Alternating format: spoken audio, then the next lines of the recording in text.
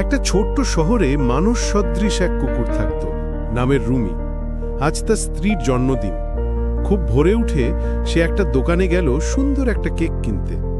কেকটা হাতে নিয়ে সে বাড়ির পথে হাঁটছিল আর মনে মনে ভাবছিল আজ তাকে হাসাতে পারবে। হঠাৎ রাস্তার মোড়ে কিছু দুষ্টু ছেলে তাকে দেখেই হাসাহাসি করতে লাগলো। তাদের একজন ঠাট্টা করে রুমির হাত থেকে কেকটা ছিনিয়ে নিয়ে মাটিতে ফেলে দিল। মুহূর্তেই কেকটা নষ্ট হয়ে গেল। রুমি কিচ্ছু বলতে পারল না, শুধু ফুপিয়ে কাঁদতে। কিছুক্ষণ পরে চোখ মুছে সে আবার সেই দোকানে গেল, কিন্তু তার কাছে যথেষ্ট টাকা ছিল না। তাই সে খুব ছোট একটা কেক কিনল। মনটা ভারী হয়ে গেল, ভাবছিল এতে কি সে খুশি হবে। বাড়ি ফিরে দরজা খুলতেই তার স্ত্রী, মানুষের মতো দেখতে আরেক কুকুর, হাসি মুখে এগিয়ে এলো। ছোট্ট কেকটা দেখে সে একটুও হতাশ হলো না, বরং রুমিকে শক্ত করে জড়িয়ে ধরে বলল, তুমি চেষ্টা করেছো, এইটাই আমার সবচেয়ে বড় উপহার।